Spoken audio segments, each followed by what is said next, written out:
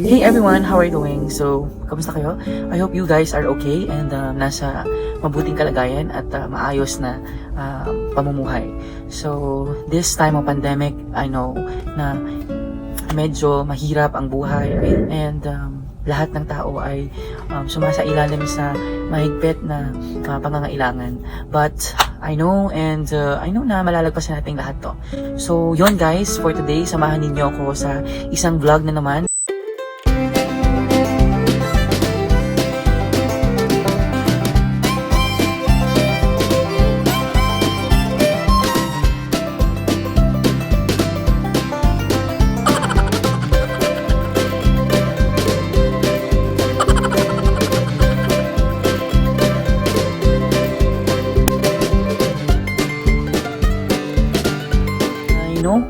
That this product na aking i-unbox will be kapaki-pakinabang and talaga namang magagamit natin ang gusto. Guys, so this is the product that I am telling you. So this one guys, alam nyo ba na noon ko pa siya inaabatan at noon ko pa talaga tinitignan sa Sharap DG.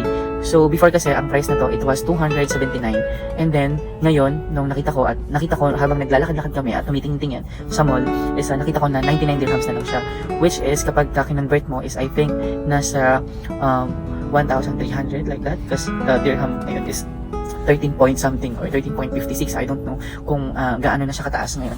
Kasi recently guys, ang tawag dito, ang dirhams medyo pababa siya. So the price in peso or sa currency is paiba-iba, especially sa kunyari Pilipino or sa Europe ganyan.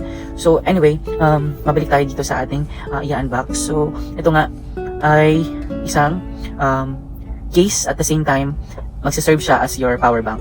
But this one guys is only for iPhone XS Max. So yung phone ko kasi guys is iPhone XS Max and yun, kaya ko siya binili because magagamit ko talaga siya sa aking telepono.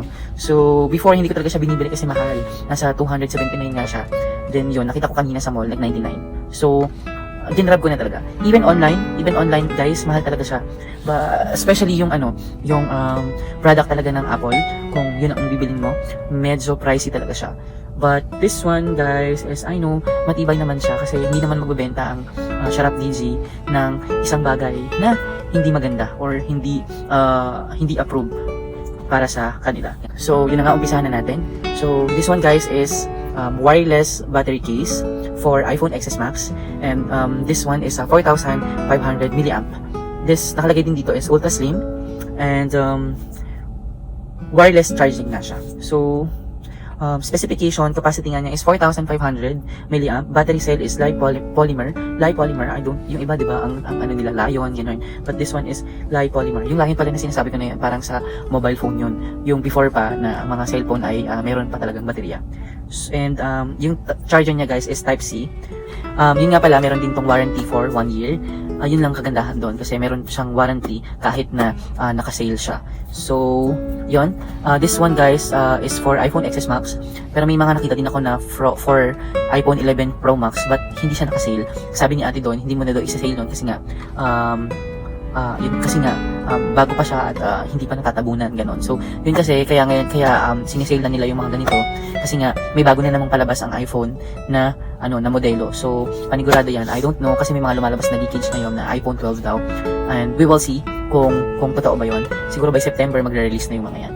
I don't know. Just wait. We will just need to wait because ako din naghihintay. So yun guys. This one is 4,500 milliamp. Not bad for wireless battery case. Matagal na din yung buhay niya and this one naman kasi is gagamitin mo lang just in case na kunwari ay nawalan ka or palobat ka na. Mas maganda itong product na to kung ikaw ay pupunta sa mga mall, sa magbabiyahe ka ng medyo malayo, let's say for example, uuwi ka ng Pilipinas from UAE or magta-travel ka sa ibang lugar, ganyan, magagamit mo siya ng gusto. And ang isa pang advantage na to guys, wala ka nang ibang dadalhin. Like for example, hindi mo na siya isasaksak or hindi mo na kailangan ng cord para isaksak pa siya. Ita-turn on mo lang siya and then yun, mag-automatic charging na siya. Kasi nga wireless charger nga po ito. So maganda din ito guys maganda din siya for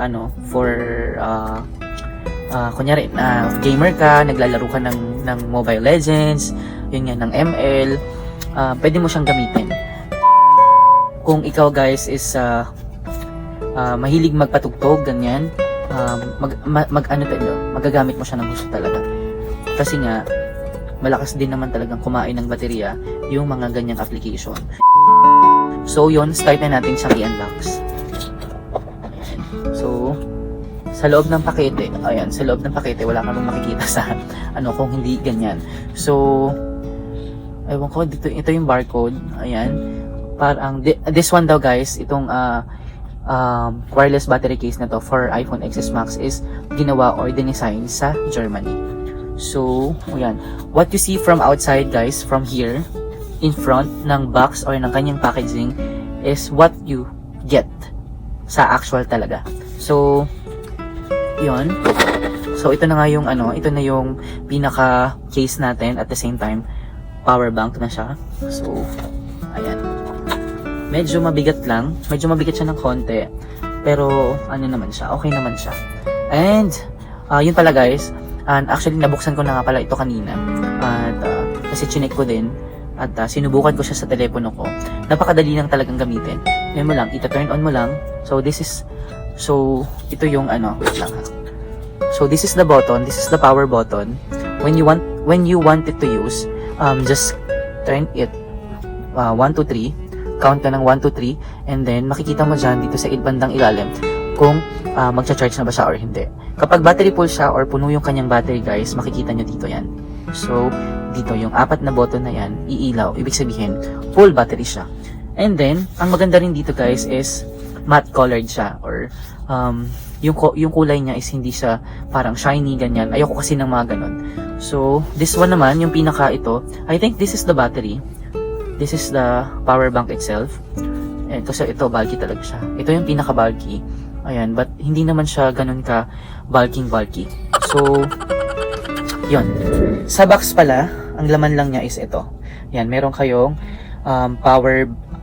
meron kayong connector. So actually, kung meron kayong iPad, pwedeng yung iPad na lang, yung charger na lang ng iPad yung gamitin nyo. And kung meron din kayo yung saksakan ng MacBook, ayun, pwede rin yun yung gamitin nyo. Kasi, ayan, kaparehas lang.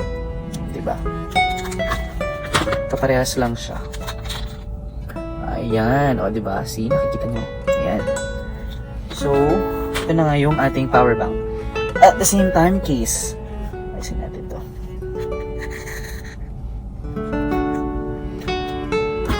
Ayan. So, ayan, i-ano lang nyo siya. Isasalpak nyo lang siya. Ganyan. So, yung nakasulat dito guys, wireless battery case, input DC, hindi ko na alam yan. Capacity 4,500 mAh and model 4XS Max. So, 4XS Max lang talaga siya. Hindi nyo siya pwedeng gamitin for ibang brand. So, yun. Ayan. Salpak nyo lang siyang ganyan. And then, yun na. Boom. Finish. Kalas. O, diba? Hindi naman siya ganun ka-bulky. Ayan. And, ayun lang. Medyo mabigat lang siya. Pero hindi naman yung tipong hindi mo na kaya buhatin. Yung tipong yung tipong mapapaganyan ka. So, kung makikita nyo dito, ano ba? So, yan guys, o diba? Dito makikita nyo dyan sa taas na hindi pa nagcha-charge. So, kung gusto nyo gamitin or kung gusto nyo mag-charge, ang gagawin nyo lang ay pipindutin nyo lang ito. Ito nga, yung sabi ko kanina, just click it. Ayan, this power button, just click it. And then 1, 2, and 3. So, yun. Yan, nagcha-charge na siya. Charging. O, diba? Ulit. Patay pa. Para makita nyo. So, pindutin ko lang. 1, 2, and 3. Okay, so, yan, charging na siya. So, ganun lang kadali. Ganun lang kadaling gamitin itong power bank case na ito. So, isa pa sa nagustuhan ko, bukod sa hindi siya shiny, pagka hinawakan nyo, para siyang tela. Ayan, para siyang tela and yan, madulas.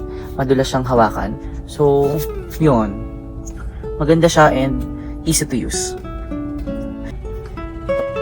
So yun guys, ang kagandahan lang din dito sa sa case na to guys, kapag ka nalobat na yung case mismo or yung battery ng case ninyo, dito nyo lang siya isasaksak. Ayan.